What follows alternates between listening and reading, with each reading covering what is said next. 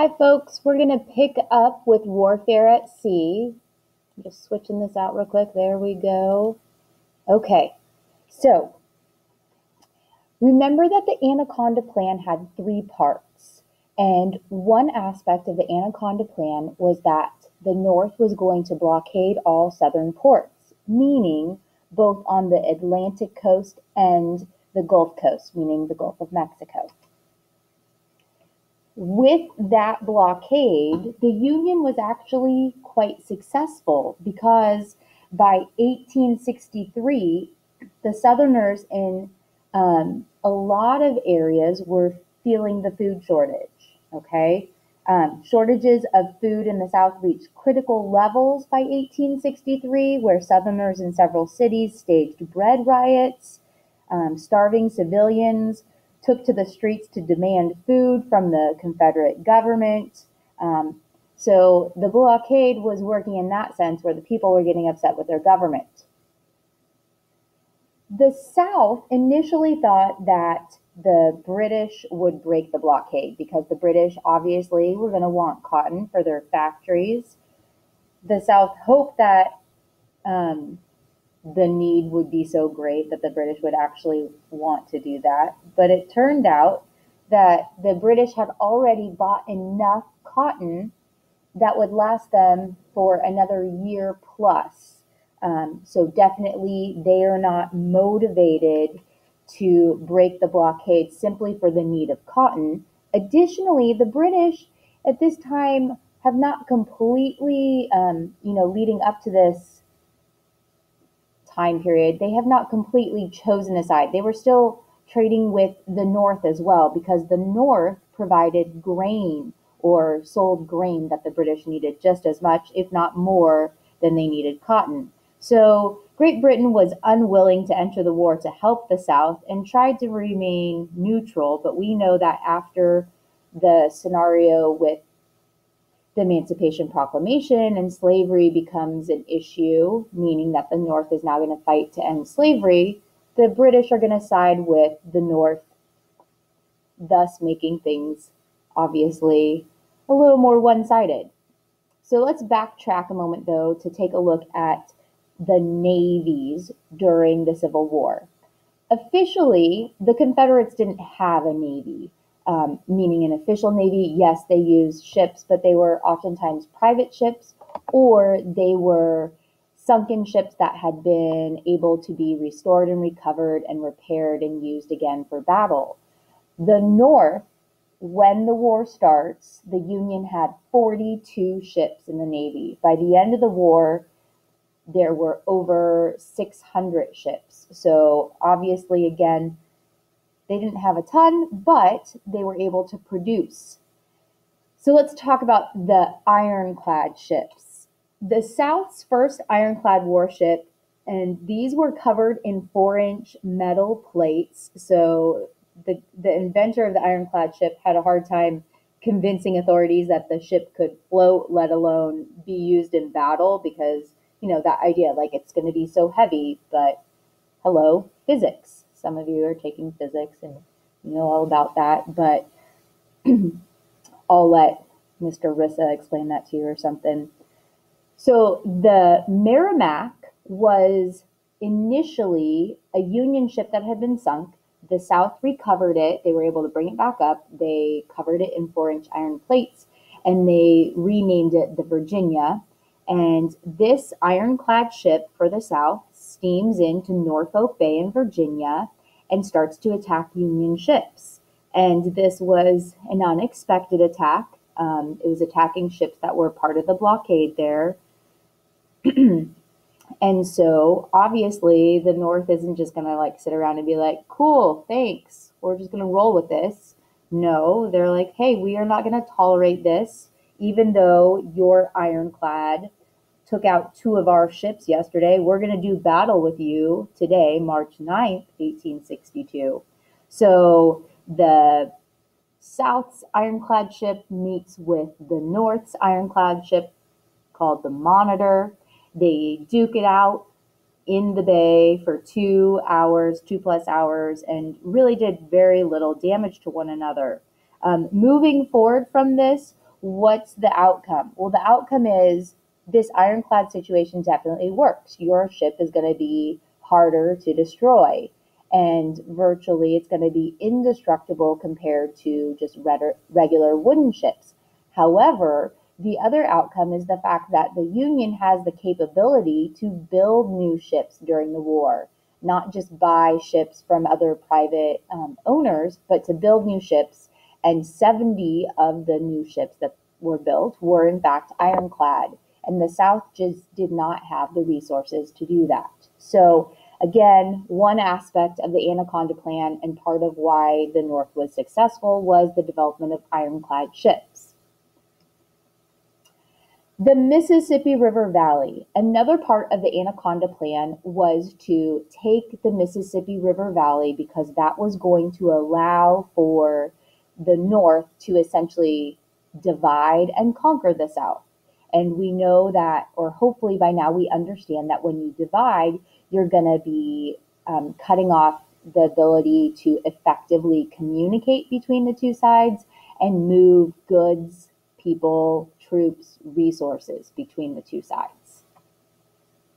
So out in the West, and at this time, what was considered the West of the Confederacy would be Tennessee, Arkansas, Mississippi, and Louisiana. So in that time period, the North experienced success in battles early on in the war, in the early years,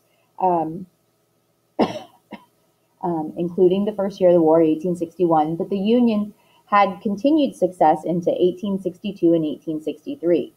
In February of 1862, Union forces under the command of General Ulysses S. Grant were able to successfully capture and take control of Fort Henry and Fort Donelson.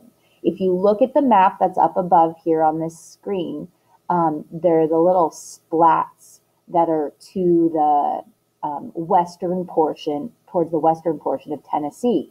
Those two forts were important because a fort is going to be a stronghold, and that's closer to the Mississippi River. You don't have to be right on the river, but any stronghold in that area was going to give the Confederates an advantage. So Union victories at both Fort Henry and Fort Donelson by Grant and his troops were big wins in moving forward with this part of the Anaconda Plan.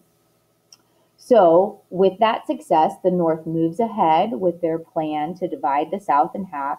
Again, they want to control the Mississippi River, but also the Mississippi River Valley. The river is going to obviously allow for the easier movement of people and goods via ship, but there were also other resources in that region that could be advantageous to have. So not everything was smooth sailing for Grant and his army. After the battles where he successfully took Fort Henry and Fort Donelson, he pushes on to what is known as the Battle of Shiloh. That's fought near the Tennessee River, and even though Grant's army suffered high losses, in terms of numbers, he probably lost more men than the Confederates. The Confederates ended up retreating. The Confederate numbers are dwindling already. This is 1863. The numbers are dwindling. And even though the Confederates had a lower number in their actual losses, it was going to be a higher percentage of their troops that they lost. So this is another win, essentially, for the Union. And at the same time that Grant was fighting with his men at the Battle of Shiloh on the Tennessee River, down at the mouth of the Mississippi, the Union Admiral David Farragut was able to surround and capture New Orleans. New Orleans being the mouth of the Mississippi, so now you're controlling the flow in and out of the Mississippi River because that's leading out to the Gulf of Mexico. Quick side note, an admiral is to the Navy what a general is to the Army. So very high ranking. Little tidbit about him. Later on, he goes on to become one of the first 4-star admirals, not one of the first, the first in the U.S. Navy. Okay, so this is all leading up to great success for the Union, but they do not have complete control over the Mississippi River or the Mississippi River Valley yet. That comes after a hard-fought 6-week battle at Vicksburg. Vicksburg, Mississippi was a Confederate stronghold, and this was essentially the final battle to take control of the Mississippi River Valley. Again, if you look at the map, the little splotch that's in Mississippi, almost all the way off the screen, that's where the Battle of Vicksburg took place. Now, Grant tried with his troops to attack and take Vicksburg. He was defeated. He regrouped. He tried to capture Jackson, Mississippi. And so he was coming at Vicksburg from a different angle the second time, or a different direction. And after a 6-week battle, on July 4th, 1863, the Union is able to declare victory, and that effectively allows the Union to have control of the Mississippi River Valley. So they're doing a good job with the blockading. They've taken the Mississippi River Valley. 2 out of the 3 parts of the Anaconda Plan have been accomplished. Okay, so General Ulysses S. Grant is the Union general in charge of Western Union troops, and he gets appointed to that position by President Lincoln. But if we move back to the East Coast, we'll see that it's no longer General McClellan. Lincoln had him replaced, and we're going to jump to a battle in the East now. Gettysburg. Probably the most well-known battle out of all the Civil War battles. And Gettysburg is considered to be the turning point of the war. It's important to understand that it's the turning point of the war because of what happens at the battle, and then we see the effect of it, okay? So despite the fact that the Confederates had had victories at Fredericksburg in Virginia in December of 1862 and Chancellorsville, Virginia in May of 1863, General Lee knew that it was going to take more to win the war. So he said, we can't just always be on defense, we have to take offense. And so he decided that his goal was to win a large battle and force the North to make peace. So in July of 1863, or late June of 1863, General Lee leads Confederate troops to move north into Pennsylvania. By this point, President Lincoln had appointed General, blanking on his first name, General George Meade in charge of the Eastern Union troops. So Lee and the Confederates are going to face Meade and the Union troops in Pennsylvania. This battle starts on July 1st, 1863. Gettysburg is, it was at the time a small town, but it was a huge battle. It lasts for 3 days. More than 50,000 men died and were injured in those 3 days. So Gettysburg is considered the deadliest battle of the war. We already covered Antietam. Antietam was considered the bloodiest day of the war. It was a 1-day battle, but Gettysburg was the deadliest. In 3 days, 50,000 casualties. This was huge. And one of the areas where there were a ton of casualties comes up when we see that General Lee with the Confederates made a mistake. And he obviously was known for being a great military leader, but one of his very few military mistakes came at the Battle of Gettysburg. The decisive point in this battle came on July 3rd when Lee ordered troops under General Pickett of Virginia to attack the center of the Union lines. And again, you want to break the Union lines, divide and conquer, make it a little chaotic for them. Again, also highlighting, it was one of the very few military mistakes that Lee ever made. So about 15,000 Confederate soldiers took part in this attack. It was known as Pickett's Charge. They had to cross more than a mile of open field, so they have no cover. they're charging while they're being fired upon because Northern soldiers were waiting for them behind a stone wall on an area of higher ground that was known as or nicknamed Cemetery Ridge.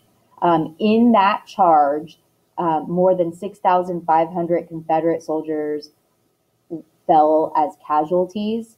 The rest retreated to their lines. And although Lee was not technically forced to flee Gettysburg, he led the South in retreat, and we don't see another offensive move from the Confederates after this.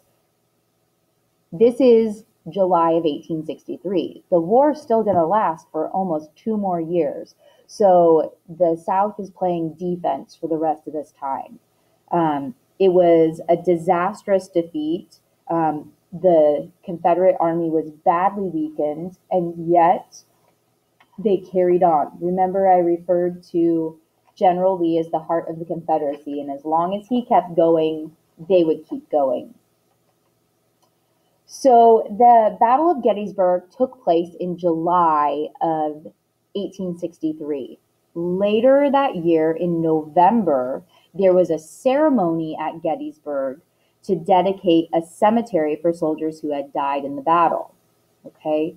Now, before I talk any more about Gettysburg Address, I just want you to look at the photo that's here. And Lincoln is not the guy with the beard in the tall hat. He's actually the guy in the center that looks like he's kind of balding a little. He's not wearing a hat. The tall high hats were actually in fashion at the time, so he wasn't the only one who wore it. Photography is still in its early stages. The foreground is blurry because that's a crowd of people moving, and the shutter would have had to have been open for a while. So the longer the shutter is open, the more movement it picks up, the more light it lets in. Some of you are taking photography, so you know a little bit about that. You're learning about that with Mrs. Becker. But I, again, will leave that to her, and we'll get back to the material here. So Lincoln was asked to speak and address the crowd. It was a ceremony, again, to dedicate a cemetery for soldiers who died in battle there. They didn't say it was just for Union soldiers. And President Lincoln, from what I read, felt very conflicted about what he needed to say there. And this was an era where he's not using a speechwriter, he's writing it himself. And so he gives a speech that is very well received. It's considered to be one of the greatest in U.S. history. In my opinion, it's probably one of the greatest speeches in all of history. It was well received by the crowd. Maybe because the guy who spoke before Lincoln had talked for 2 hours, but maybe also because what Lincoln said in this speech was really impactful. Lincoln was stressing that the ideas that they were fighting for was worth the loss, and the ideas that they were fighting for, and the belief that slavery should be ended, the belief that people should have freedom, that the nation should be united. He's saying this is no mistake, that we are here for that reason, and we have to honor those who have literally laid down their lives for that. So this speech, which again, the Gettysburg Address, less than 2 minutes or about 2 minutes long, and some of you may remember because perhaps, like myself, you had to memorize it in elementary school or middle school. But when you stop and really look at the words and look at the heart of what Lincoln was saying, it was something that resonated with the public. He's talking about what the rebels or the patriots did back in 1776 with the Declaration of Independence, what they were taking a stand for. And he was applying it to what was happening in 1863 and how America had a responsibility. They couldn't just let things go. This needed to carry forward. So I'm going to stop us there, and you're going to work on a little activity involving the Gettysburg Address. So make sure that you filled in your whole note sheet here, and you're going to need your comp book for this next part with the Gettysburg Address. And I'm going to shut this down if I can figure out where the stop button is.